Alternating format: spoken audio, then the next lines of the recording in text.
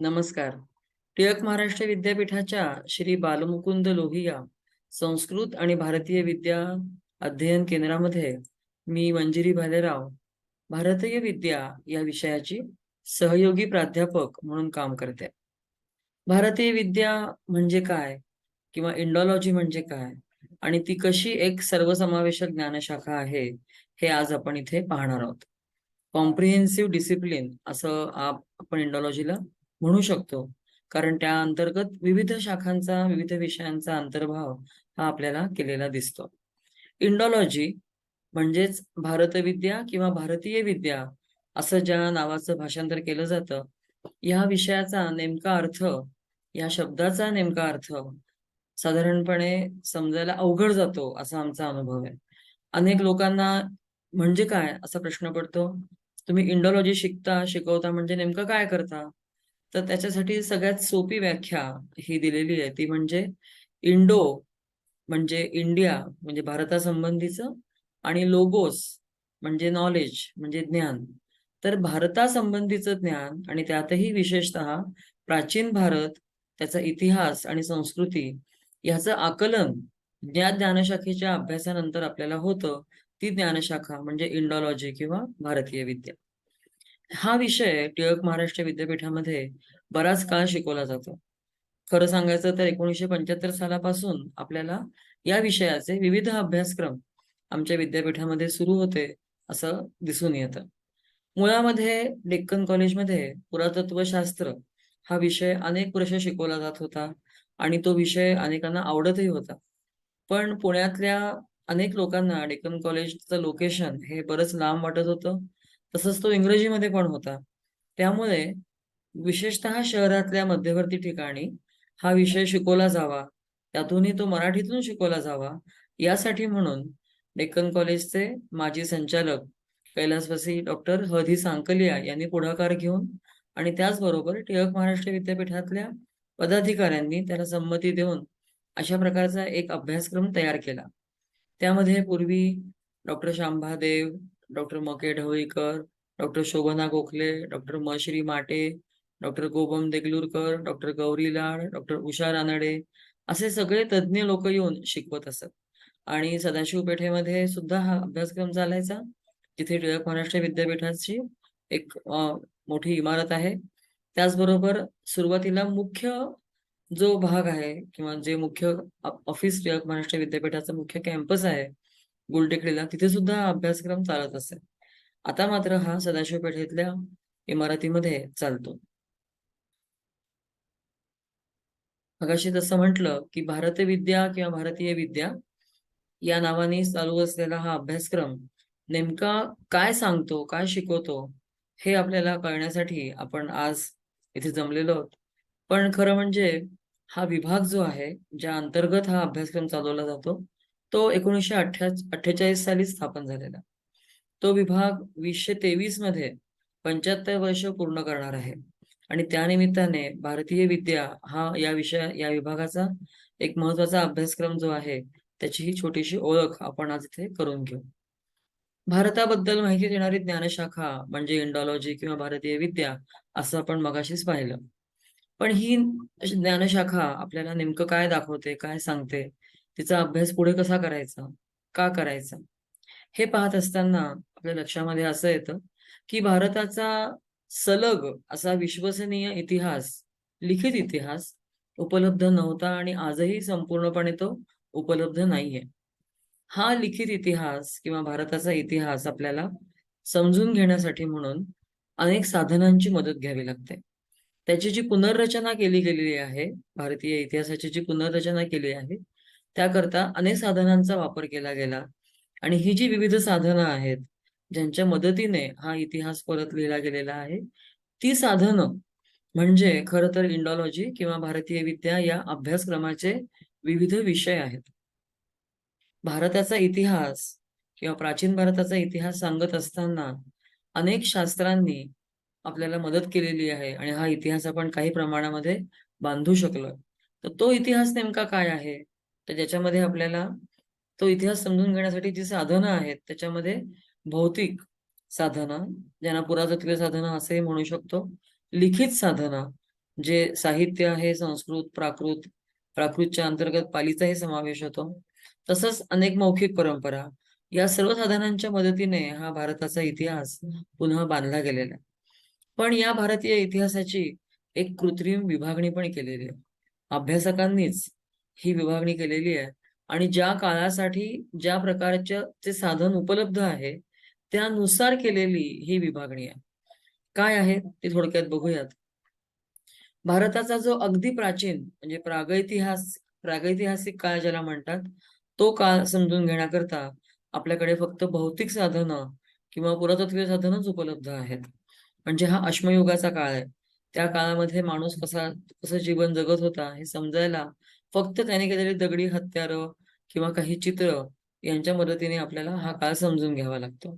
त्यामुळे त्याला वेगळा ठेवलेला आहे तज्ञांनी. इतिहासपूर्व काळ जो आहे तो समजण्यासाठी आपल्याकडे भौतिक आणि लिखित अशा दोन्ही प्रकारची साधनं उपलब्ध आहेत. पण त्यांचा अजूनही एकमेकांशी आपल्याला संपूर्णपणे मेळ घालता आलेला नाही. त्याच्यामुळे हा इतिहासपूर्व काळ जो आहे त्यालाही थोडं बाजूला ठेवलेला आहे. ऐतिहासिक काळ जो आहे भारतीय इतिहासाचा ऐतिहासिक कालखंड तो समजण्यासाठी आपल्याकडे भौतिक साधनं आहेत, लिखित साधनं आहेत, मौखिक परंपरा आहेत आणि या सगळ्यांचा एकमेकांशी मेळ घालता येतो आणि त्यांच्या मदतीने हा इतिहास आपल्याला समजून घेता येतो. ही जी विभागणी केलेली आहे ती कृत्रिम आहे अर्थात. त्याचप्रमाणे संपूर्ण जगाची ही कालरेषा एका कृत्रिम पद्धतीने तयार केली, ज्यामध्ये येशू ख्रिस्ताचं जीवन हे मध्यवर्ती ठेवून त्याच्या आधीचा काळ जो आहे त्याला इसवी सन पूर्व आणि त्याच्यानंतरचा काळ जो आहे त्याला इसवी सन असं सामान्यपणे म्हटलं जातं. आपण जो प्रागैतिहासिक काळ मगाशी बघितला, ज्याच्याकरता आपल्याकडे फक्त भौतिक साधनं आहेत, तो काळ खूप जुना साधारणपणे 1 ते 1.5 लाख वर्षांपूर्वीचा काळ आहे. ज्या काळात मानवाचं वास्तव्य भारतामध्ये होतं. ती जी संस्कृती आहे तिला आपण प्रागैतिहासिक संस्कृती असं म्हणतो. ज्यामध्ये अशा प्रकारची दगडी हत्यारं करून माणूस राहत होता, असं आपल्याला दिसून येतं. आणि मगाशी पाहिलं तसं या काळाकरता कोणतंही लिखित साधन हे उपलब्ध नाहीये, असं आपण म्हणू शकतो. अजून तरी काही मिळालेलं नाही. इतिहासपूर्व काळ जो आहे, हा समजून घेण्यासाठी आपल्याकडे भौतिक आणि लिखित अशा दोन्ही प्रकारची साधनं आहेत, पण त्यांचा एकमेकांशी मेळ घालता येत नाही. हा कधी झाला, कुठल्या काळाबद्दल आपण बोलतो आहोत, तर साधारणपणे ढोबळमानाने आपण इसवी सन पूर्व 4000 किंवा त्याच्या थोडंसं आधी सुद्धा पासून ते इसवी सन पूर्व 6व्या शतकापर्यंतचा कालखंड या इतिहासपूर्व काळामध्ये पाहतो आहोत. या काळामध्ये जगप्रसिद्ध अशी सिंधू संस्कृती उदयाला आली. त्याचप्रमाणे जगातलं सर्वात प्राचीन वाङ्मय जे उपलब्ध आहे ते त्यामध्ये वैदिक साहित्य सुद्धा याच काळात तयार केलं गेलं. पण अजूनही आपल्याला या दोन्ही प्रकारच्या साधनांचा एकमेकांशी मेळ घालता आलेला नाहीये. त्यांचा एकमेकांना आधार आपल्याला देता येत नाही आणि त्यामुळे या काळातलं मानवाचं जीवन समजून घेण्यासाठी आपल्याकडे या 2 प्रकारची साधनच उपलब्ध आहेत, असं म्हणता येतं. पुढचा जो काळ आहे, ज्याला आपण ऐतिहासिक काळ म्हणतो, हा साधारणपणे इसवी सन पूर्व 6व्या शतकानंतर सुरू होतो. म्हणजे भारतीय इतिहासाचा प्रागैतिहासिक काळ, भारतीय इतिहासाचा इतिहासपूर्व काळ आणि भारतीय इतिहासाचा ऐतिहासिक काळ अशी केलेली विभागणी जी आहे ती इथे आपल्याला इसवी सन पूर्व 6व्या शतकाच्या आसपास ऐतिहासिक काळात आणते, की ज्या काळामध्ये भगवान बुद्ध, भगवान महावीर यांचं आयुष्य होतं आणि ते त्यांच्या त्यांच्या धर्माचा प्रचार तेव्हा करत होते. या काळाकरता आपल्याकडे भौतिक साधनं आहेत, लिखित साधनं आहेत, मौखिक साधनं आहेत आणि या सगळ्यांचा एकमेकांशी मेळ घालता येतो, असं चित्र आपल्या समोर आज दिसतं.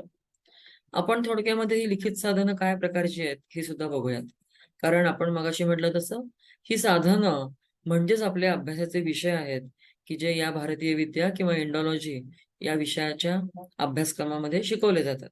त्यामध्ये ज्याला रूढ मानाने आपण हिंदू असं म्हणतो, त्या धर्माची लिखित साधनं, तसंच बौद्ध आणि जैन याही धर्मांचं साहित्य जे आहे, या सगळ्या साहित्यांची माहिती, त्या साहित्याचा इतिहास या साधनांमध्ये आपल्याला शिकवला जातो. हाही एक अभ्यासाचा विषय भारतीय विद्येच्या अंतर्गत येतो. ही मुख्यतः धार्मिक लिखित साधनं आहेत, ज्यामध्ये मगाशी म्हटलं तसं हिंदू, बौद्ध आणि जैन या धर्मांचं साहित्य अभ्यासलं जातं, शिकवलं जातं. त्याच्यातनं नेमक्या साहित्यातनं आपण काय पाहतो आहोत? तर या धर्माचं मुख्यतः तत्वज्ञान, त्या धर्मांतर्गत असणारी विविध विधी, रिच्युअल्स ज्याला म्हणू आपण, त्यांची माहिती, त्यांच्या देवदेवता, दैवतशास्त्र यांची माहिती, त्यांचा उगम आणि विकास कसा झाला हे सुद्धा या अभ्यासक्रमाच्या अंतर्गत आपल्याला शिकवलं जातं. आणि ह्या साधनांचं सगळ्यात महत्व आहे ते म्हणजे त्यांचा धार्मिक कलेवरती असलेला प्रभाव, की जो आपल्याला या साधनांच्या मदतीशिवाय समजूनच घेता येत नाही. भारतामधल्या कलेमध्ये, भारतीय कलेमध्ये जी आपण धार्मिक कला पाहतो, त्यासाठी जे आधारभूत वाङ्मय आहे, जे आधारभूत साहित्य आहे, ते हे सगळं या धर्मांचं, वेगवेगळ्या धर्मांचं धार्मिक साहित्य म्हणून पाहता येतं. आणि त्यामध्ये आलेली वर्णनं, त्यामध्ये आलेल्या कथा, त्यामध्ये आलेली मिथकं, देवदेवता या सर्वांचं अंकन आपल्याला त्या त्या धर्मांच्या कलेमध्ये पाहता येतं. त्यामुळे धार्मिक कला, दैवतशास्त्र हे समजण्यासाठी संस्कृत मधलं जे हिंदूंचं वाङ्मय आहे, प्राकृत मधलं जैनांचं, पाली मधलं बौद्धांचं, या सगळ्या वाङ्मयाचा अभ्यास, त्यांच्या इतिहासाचा अभ्यास हा आपल्याला केला तर ही कला आपल्याला समजून घेण्यासाठी मदत होते आणि खऱ्या अर्थाने ती नीट समजते. उदाहरणार्थ हे शिल्प आहे. या शिल्पाची गोष्ट किंवा कथा जर आपल्याला माहिती नसेल, तर आपल्याला हे शिल्प समजणारच नाही. आणि आपल्याला असं दिसतं की इथे एक स्त्री झोपलेली आहे आणि तिच्यावरती एक हत्ती आहे, की जो नेमकं तिच्यावरती उडी मारतोय का तो आकाशातनं येतोय हे समजत नाही. तर आपल्याला जेव्हा आपण बौद्ध वाङ्मयाचा अभ्यास करतो, तेव्हा समजतं की ही बुद्धाची आई आहे आणि ती एक स्वप्न बघतेय आणि त्या स्वप्नामध्ये तिच्या पोटामध्ये एक दैवी हत्ती शिरतोय. तो आकाशातनं उडत येतोय. ते आपल्याला जर माहिती असेल, तर आपल्याला या शिल्पाचा अर्थ समजतो. अशा प्रकारची अनेक शिल्प, अशा प्रकारच्या अनेक मूर्ती सर्वच धर्मियांच्या आपल्याला समजून घेण्यासाठी म्हणून या धार्मिक साहित्याचा अभ्यास करणं अनिवार्य ठरतं. लौकिक साधनं किंवा सेक्युलर लिखित साधनं सुद्धा आपल्याला या अभ्यासक्रमाच्या अंतर्गत शिकवली जातात, त्यांची माहिती दिली जाते. ही कोणती आहेत लौकिक साधनं? ज्याला सेक्युलर म्हणतो आपण, धर्माशी संबंधित नसलेली. ती त्याच्यामध्ये संस्कृत वाङ्मय आहे, प्राकृत आहे.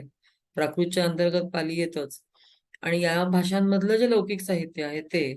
त्याचबरोबर भारतामध्ये खूप प्राचीन काळापासून जे परदेशी प्रवासी येत होते, त्यांनी भारतात काय बघितलं हे लिहून ठेवलं. त्यांची इतिवृत्त म्हणजे ट्रॅव्हल अकाउंट्स उपलब्ध आहेत. त्यांचीही मदत आपल्याला हा इतिहास परत बांधण्यासाठी किंवा समजून घेण्यासाठी घ्यावी लागते, गेलेली आहेच. ती शिकवली पण जाते. याच्यामध्ये कोणाकोणाचा अंतर्भाव आहे, तर हे ग्रीक इतिहासकार, विशेषतः अलेक्झांडर, ज्याचा फोटो आपण खाली बघतो आहोत. हा अलेक्झांडर मॅसिडोनियाहून निघालेला भारतामध्ये जेव्हा आला, तेव्हा त्याच्याबरोबर त्याने अनेक इतिहासकार आणले होते.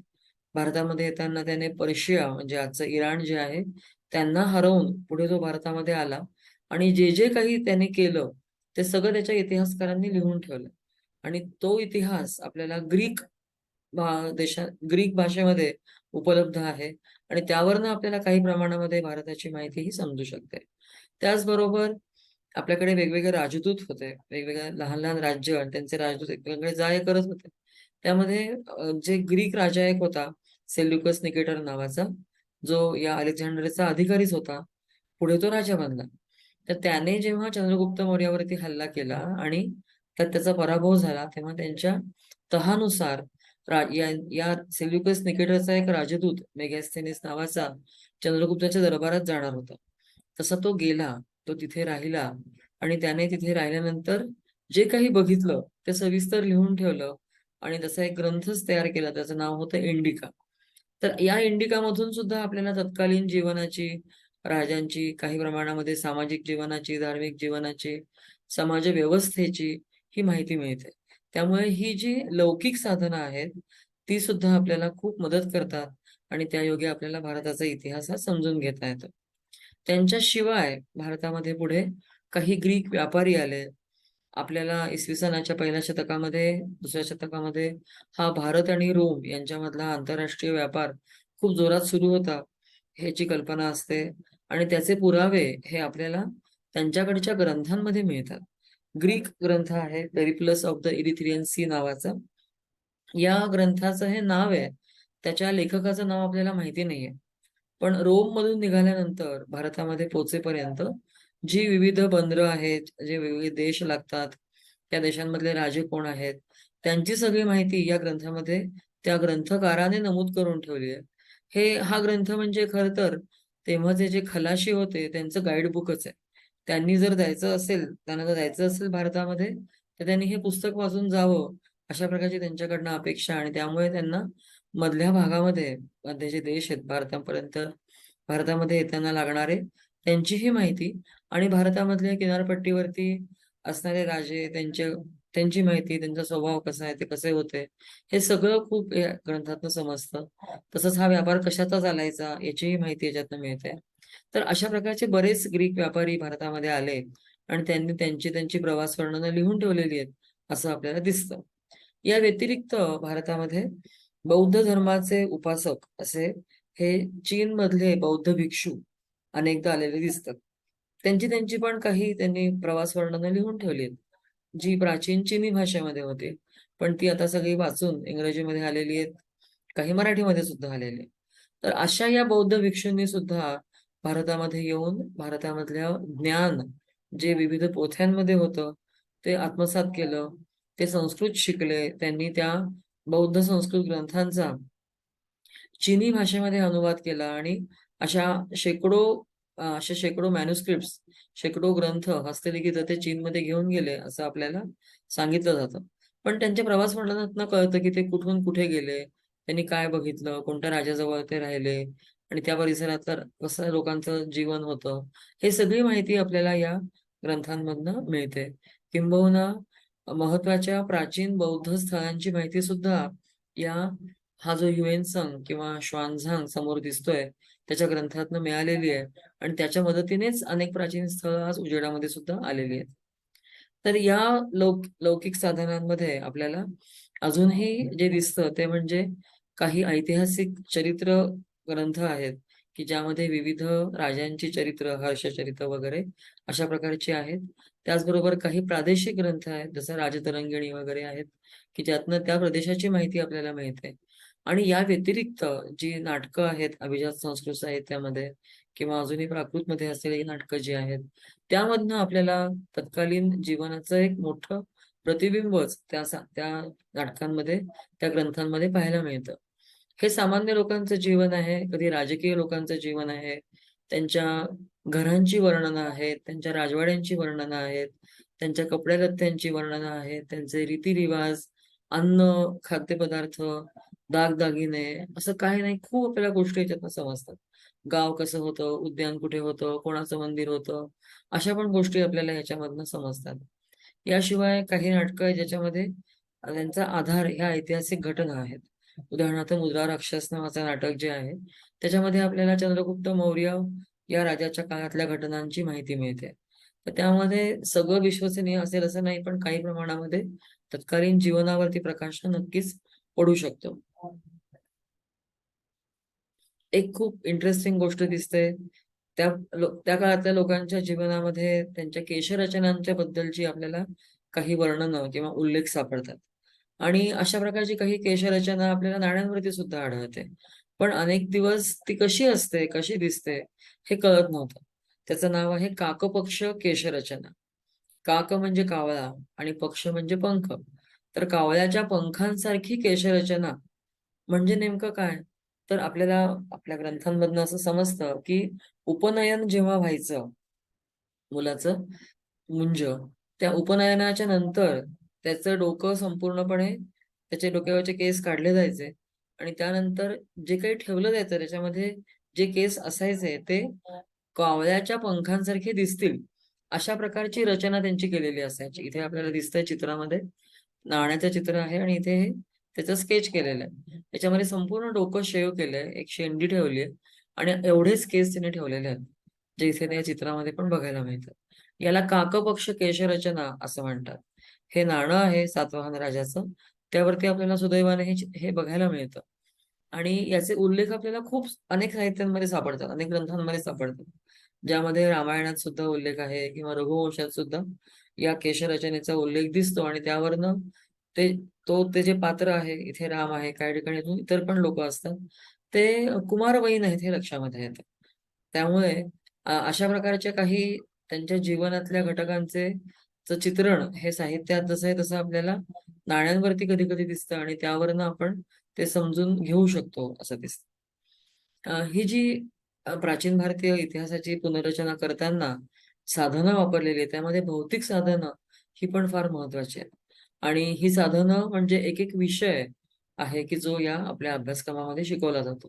ज्यामध्ये अभिलेख म्हणजे पुराभिलेख, प्राचीन शिलालेख, ताम्रपट, त्याचबरोबर नाणी, कला आणि स्थापत्य, मूर्तिशास्त्र, तसंच विविध उत्खननं या विषयांचा सुद्धा अभ्यास या आपल्या अभ्यासक्रमामध्ये अंतर्भूत आहे. आणि त्यामध्ये वेगवेगळ्या ज्ञानशाखाच त्यांच्या आता उदयाला आलेल्या आहेत. त्याच्यामध्ये जी शाखा प्राचीन लिपींचा आणि प्राचीन लेखांचा अभ्यास करते त्याला आपण पुराभिलेख विद्या असं म्हणतो. प्राचीन, अभिलेख जे लिखाण आहे त्याचा अभ्यास करणारं शास्त्र म्हणून पुराभिलेख विद्या. याच्यामध्ये आपल्याला प्राचीन शिलालेख, ताम्रपट यांच्या मदतीने इतिहास बांधलेला आहे हे दिसून येतं. आपले भारतातले प्राचीन लेख जे होते ते प्राकृत भाषेमध्ये आणि संस्कृत भाषेमध्ये लिहिलेले आढळून येतात. पण जास्त जुने ते प्राकृतमध्ये आहेत आणि त्या सुद्धा प्रादेशिक प्राकृत भाषा आहेत. आपल्याला माहिती आहे की प्राकृत काही एक भाषा नाहीये. प्राकृत हा अनेक भाषांचा समूह आहे आणि त्यामुळे विविध प्रादेशिक भाषांना एक जेनेरिक टर्म प्राकृत अशी दिलेली आपल्याला दिसते. पण नुसती भाषा येऊन चालत नाही, तर आपल्याला लिपी सुद्धा यावी लागते. आपल्याकडचे प्राचीन लेख जे आहेत ते ब्राह्मी आणि खरोष्ठी या दोन लिपींमध्ये लिहिलेले आहेत. त्यामुळे आपल्याला असं दिसतं दोन लिपींमध्ये म्हणजे खरोष्ठी लिपी जी आहे त्या लिपीतले लेख जे आहेत ते साधारणपणे जो वायव्य भाग भारताचा होता, आजचा पाकिस्तान, अफगाणिस्तान, पंजाब, राजस्थान या परिसरामध्ये आपल्याला बरेचसे लेख हे खरोष्ठी या लिपीत लिहिलेले दिसतात. तर उरलेल्या भारतामध्ये आपल्याला ब्राह्मी या लिपीमध्ये लिहिलेले लेख दिसतात. हे एक असंच कम्प्युटराइज्ड चित्रण या मुळाक्षरांचं केलेलं आहे, ज्यामध्ये आपल्याला ब्राह्मी मुळाक्षरं आणि खरोष्ठी लिपीची मुळाक्षरंही दाखवलेली आहेत. काळाच्या ओघामध्ये खरोष्ठी लिपी लयाला गेली आणि ब्राह्मी लिपीमधनं आजच्या सर्व भारतीय लिपींचा उगम झाला, ज्यामध्ये आजची देवनागरी सुद्धा आपल्याला पाहायला मिळते. तर या सर्व लिपी आणि भाषांच्या मदतीने आपण अशा प्रकारचे प्राचीन लेख, काही वेळेला ते हस्तलिखित असतात, काही वेळेला शिलालेख असतात, काही वेळेला ताम्रपट किंवा ब्रॉन्झपट असतात, स्तंभलेख असतात. त्याचबरोबर काही वेळेला अशा प्रकारच्या अस्थिकरंडकांवरती सुद्धा लेख लिहिलेले आपल्याला सापडलेत. विविध स्तूपांच्या आतमध्ये अशा प्रकारचे अस्थिकरंडक हे उत्खननानंतर मिळालेले आहेत आणि त्यावरती आतमध्ये कोणाच्या अस्थी होत्या हे लिहिलेलं असायचं. तर ते सुद्धा आपल्याला वाचन करून समजतं. त्याचबरोबर भारतामध्ये उपलब्ध असलेला एक खूप मोठा प्राचीन इतिहासाचा ठेवा आहे, तो म्हणजे ह्या स्मारकशिळा. स्मारकशिळा म्हणजे खरं तर मेमोरियल स्टोन असं ज्याला म्हणू, अशा प्रकारच्या आहेत, ज्यांना साधारणपणे वीरगळ असं म्हटलं जातं. कल्ल, गल्ल आणि गळ असा या गळ शब्दाचा प्रवास आहे आणि याच्यामध्ये वीराचा दगड असा त्याचा सरळ अर्थ आहे. कल्ल म्हणजे दगड. तर वीराचा दगड म्हणजे काय? तर एखादा वीर मृत्युमुखी पडल्यानंतर त्याच्या स्मरणार्थ त्या काळामध्ये अशा प्रकारचे त्याचे स्मारकशिळा उभ्या केल्या जायच्या. अनेक प्रकारच्या होत्या. तर हे त्याला वीरगळ अशी संज्ञा आहे, वीराचा दगड म्हणून. त्यामध्ये तो वीर कसा मेला? तो जो शूर सैनिक कोणी होता, जो आपल्या गावाचं रक्षण करताना मेला. काही वेळेला काय व्हायचं, की प्राचीन काळी गावांवरती गाई-गुरं चोरण्याकरता म्हणून हल्ले व्हायचे. अशा वेळेला गावकरी जेव्हा लढत असत परकीय शत्रूशी, त्यावेळेला त्यांचा मृत्यू होत असे आणि मग त्यावेळेला नेमकं कारण काय होतं, कॉज ऑफ डेथ काय होतं, हे इथे चित्रण केलेलं दिसतं. गुरं दाखवलीत, तो माणूस इथे मेलेला दाखवलेला असतो. आणि मग कल्पना अशी आहे, की भारतामध्ये अशी प्राचीन समजूत आहे प्राचीन काळापासून, की ज्या व्यक्तीला लढताना युद्धामध्ये वीरगती प्राप्त होते किंवा मृत्युमुखी पडतो, ती व्यक्ती मृत्यूनंतर लगेचच स्वर्गारोहण करते. स्वर्गामध्ये प्रवेश करते. त्याला स्वर्गप्राप्ती होते. तर ती स्वर्गप्राप्ती होती आहे दाखवण्यासाठी म्हणून या वीरगळांवरती इथे अप्सरा त्या व्यक्तीला स्वर्गामध्ये घेऊन चाललेल्या आहेत, असं दाखवलेलं असतं. आणि मग तो जर शिवाचा भक्त असेल तर इथे शिवलिंग त्याची तो पूजा करतोय, कैलासवासी झालेला आहे, त्याच्या देवाशी तो एकरूप झालेला आहे, असं दाखवलेलं असतं. आणि अशा प्रकारे त्या वीराच्या मृत्यूची आणि मृत्यूनंतरची कहाणी आपल्याला या वीरगळावरती कोरलेली दिसते. क्वचित प्रसंगी महाराष्ट्रामध्ये आपल्याला त्यांचे या याच्यावरती लेख लिहिलेले दिसतात, की हा माणूस कोण होता, तो कधी तो होता, त्याचा काळ काय होता, कोणत्या राजाच्या काळात तो होता, घराणं कोणतं होतं राजाचं, तो का मेला, हे पण लिहिलेलं असतं. पण महाराष्ट्रामध्ये क्वचित हे सापडतात असे लेख. दक्षिण भारतामध्ये मात्र मोठे मोठे लेख आपल्याला या वीरगळांवरती आढळून येतात. तर हा एक खूप मोठा ठेवा आपल्याकडचा आहे आणि तो बरेचदा आपल्याला त्या गावात गेल्यानंतर दिसतो. अनेक गावांमध्ये म्हणजे महाराष्ट्रामध्ये, भारतामध्ये हजारोंच्या संख्येने हे असे वीरगळ आपल्याला गावागावांमध्ये पाहायला मिळतात. तो त्या गावाचाही वारसा आणि इतिहास सांगणारे असतात. त्याचबरोबर देशाचा इतिहास सांगणारे असतात. पण त्यांच्या मदतीने आपल्याला नेमकं त्या गावाचा इतिहास हा नावानिशी नाही रिकन्स्ट्रक्ट करतायत, त्याची पुनर्रचना करतायत. पण तरी सुद्धा त्या गावाचा इतिहास किती प्राचीन काळापर्यंत जाऊ शकतो याचा अंदाज आपल्याला याच्यावरनं घेता येतो. पूर्वीच्या काळी वीर सैनिक मरण पावल्यानंतर त्याची पत्नी सती जात असे. त्याच्या चितेवरती ती पण तिचं आत्मसमर्पण करत असे. तर इथे काही वेळेला आपल्याला सतीचा हात किंवा सतीचा दगड अशा नावाने ओळखले जाणारे दगड पण दिसतात. त्याच्यामध्ये हा सतीचा हात दाखवला आहे. त्याच्यामध्ये तो वीर खाली मेलेला आहे. हा तो वीर आहे मुळामध्ये, जो शूर योद्धा होता. आता त्याचा मृत्यू झाला. त्याची पत्नी इथे चितेवरती बसलेली आहे आणि तिच्या मृत्यूनंतर इथे आपल्याला हा असा हात दिसतो, ज्याच्यामध्ये अशा प्रकारे त्यांनी बांगड्या वगैरे भरलेल्या आहेत. काही वेळेला त्याच्यावरती चंद्र आणि सूर्य कोरलेले असतात, की ज्यामध्ये आचंद्र सूर्य यांची स्मृती राहावो म्हणून केलेली ती एक योजना असते. इथे सुद्धा आपल्याला दिसतं, की वीरगळ आणि सतीचा हात यांचं एकत्रीकरण केलेलं आहे. तर असे पुष्कळ आपल्याला महाराष्ट्रभर विखुरलेले दिसतात.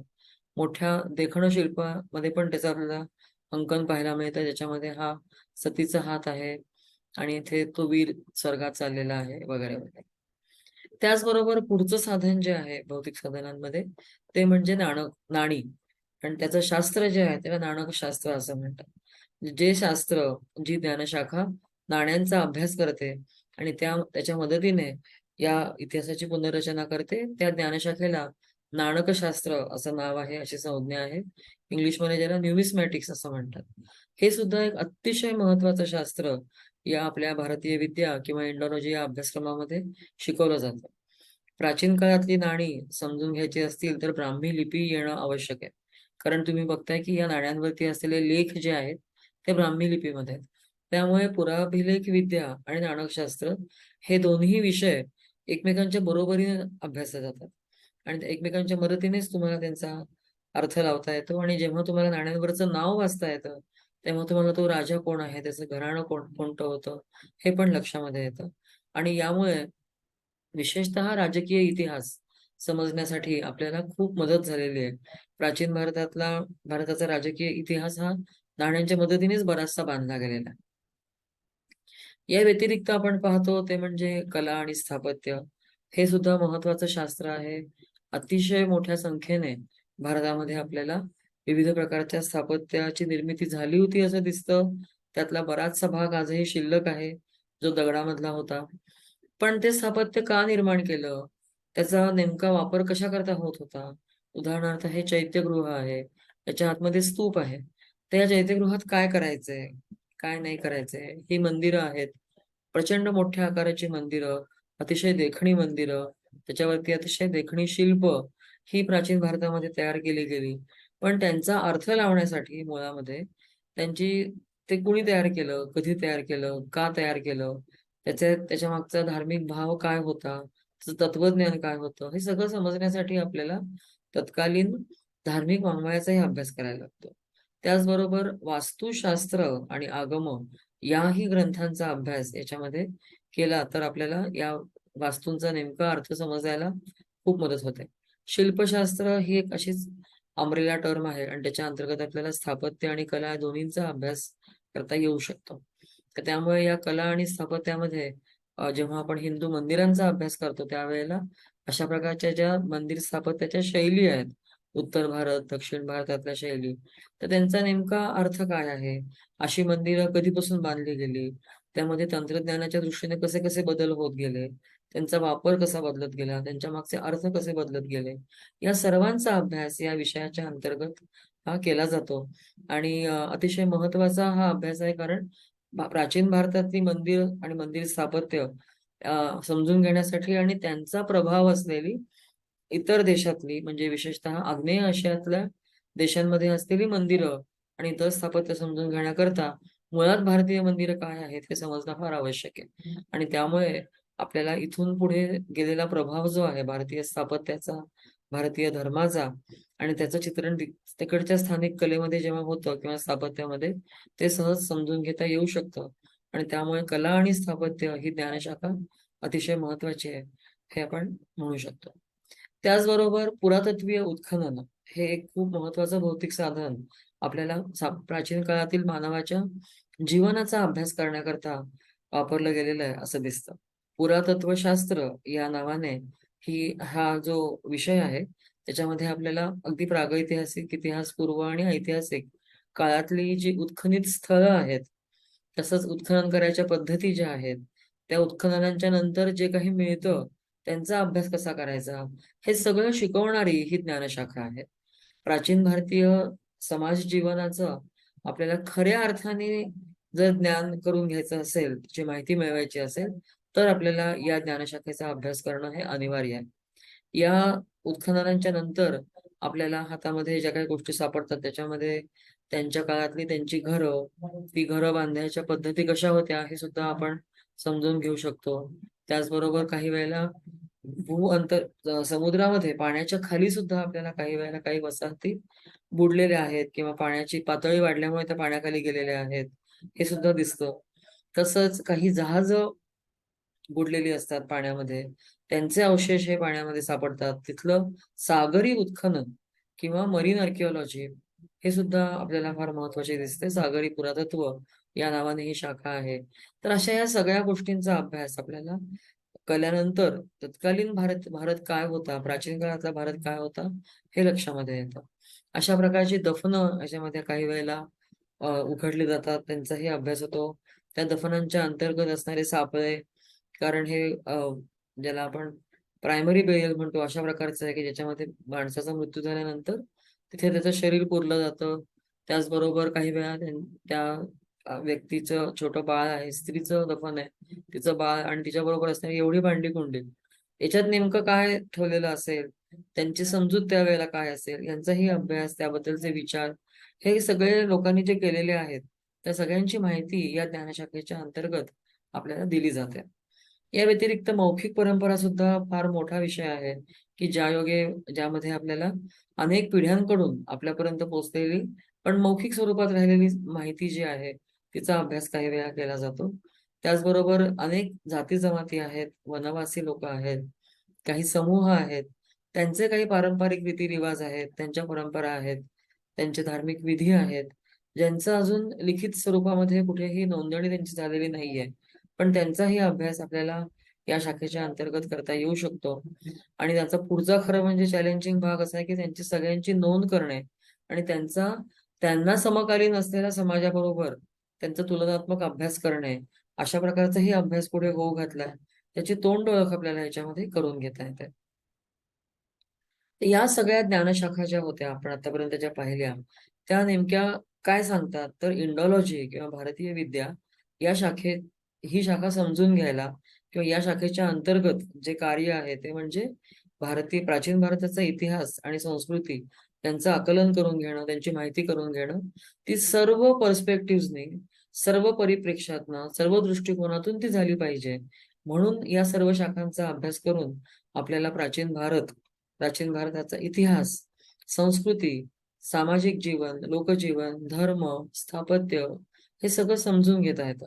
आणि ते समजून घेण्यासाठी आपल्याला ही जी साधनं आता आपण बघितली किंवा हे जे शास्त्र बघितली, पुरातत्वशास्त्र, पुराभिलेखविद्या, नाणकशास्त्र, संस्कृत साहित्य, प्राकृत साहित्य, पाली साहित्य, हे यांचा अभ्यास केल्यानंतर ती माहिती सगळी मिळते. पण मग यांचा अभ्यास करणं हेच आपलं साध्य नाहीये. तर मुळामध्ये ह्या सगळ्या शास्त्रांचा अभ्यास करून अल्टिमेटली शेवटी आपल्याला काय शिकायचंय, तर प्राचीन भारतीय इतिहास हा समजून घ्यायचा आहे.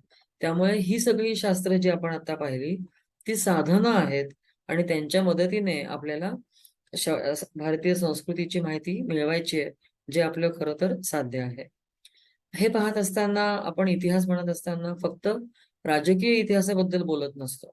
कोणत्याही देशाला फक्त राजकीय इतिहास असतो असं नाही, तर त्या देशाचा प्राचीन काळातलं, मध्ययुगीन काळातला समाज, त्यांचा अर्थकारण, आर्थिक परिस्थिती, धार्मिक परिस्थिती, तिथे उदयाला आलेलं विकसित झालेलं तत्वज्ञान, स्थानिक भाषा, प्रादेशिक भाषा, त्यांचं शास्त्र, व्याकरण, साहित्य, तेव्हाचं भौतिक जीवन, कला, स्थापत्य, परंपरा, नृत्य, गायन, अशा इत्यादी अनेक गोष्टी आहेत की ज्यांच्या प्रादेशिक विकासाचा आणि त्याच्या इतिहासाचा अभ्यास आपल्याला या शाखेच्या अंतर्गत हा करता येऊ शकतो.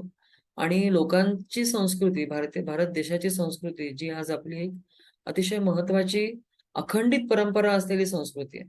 आज जगामधल्या अनेक देशांना प्राचीन संस्कृती होती, पण आज त्यांच्याकडच्या आजच्या परिस्थितीमध्ये जर पाहिलं आपण, तर त्यांच्याकडच्या आजच्या जनतेला त्यांचा प्राचीन इतिहास माहितीच नाहीये.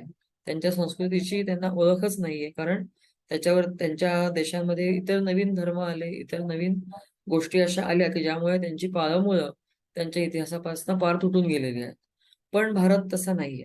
भारत या देशामध्ये जरी इतकी आक्रमणं झाली, इतक्या परदेशी राजांनी राज्य केलं, तरी सुद्धा भारतीय संस्कृतीची पाळंमुळं ही जी अगदी प्राचीन काळापर्यंत गेलेली आहेत, ती आपल्याला माहिती आहेत आणि ती परंपरा भारतामध्ये आजही अखंडित आहे. फक्त काय होतं, की त्याच्यातले सविस्तर असलेले तपशील जे आहेत, ते माहिती नसतात आणि त्यायोगे आपल्याला सलग असा इतिहास, जो विश्वसनीय इतिहास असेल, शास्त्रीय दृष्टिकोनातून लिहिलेला इतिहास असेल, तो लिहिलेला नसल्यामुळे आपल्याला भारताचा इतिहास समजला असं पण म्हणू शकत नाही. पण मग तो समजण्याकरता जी साधनं वापरली गेलेली आहेत, ती साधनं जेव्हा आपण भारतविद्या, भारतीय विद्या, इंडॉलॉजी या अभ्यासक्रमांच्या अंतर्गत समजून घेतो, तेव्हा आपल्याला त्या साधनांची मदत कशी झालेली आहे आणि त्याच्या मदतीने कसा हा इतिहास बांधला गेलेला आहे, हे समजून येतं. काही वेळेला त्या शास्त्रामध्ये अजून सखोल संशोधन सुद्धा करता येतं आणि अजून नवीन इतिहास आपल्याला, की जो आतापर्यंत समजलाच नाही, तोही उजेडामध्ये आणता येऊ शकतो. तर अशा प्रकारे भारतविद्या या ज्ञानशाखेच्या छत्राच्या अंतर्गत इतर सगळे विषय जे आपण आतापर्यंत पाहिले ते येतात आणि त्या सगळ्यांच्या अभ्यासानंतर आपल्याला प्राचीन भारताचा इतिहास आणि संस्कृती याची सविस्तर माहिती मिळते. त्यायोगे आपण अजून पुढे जाऊन ज्या ज्या गॅप्स राहिलेल्या आहेत, ज्या काळाबद्दल माहिती मिळालेली नाहीये, त्यांचाही अभ्यास करून हा विषय पुढे नेता येतो आणि आपल्या अभ्यासाचं तेच फलित असू शकतं. धन्यवाद.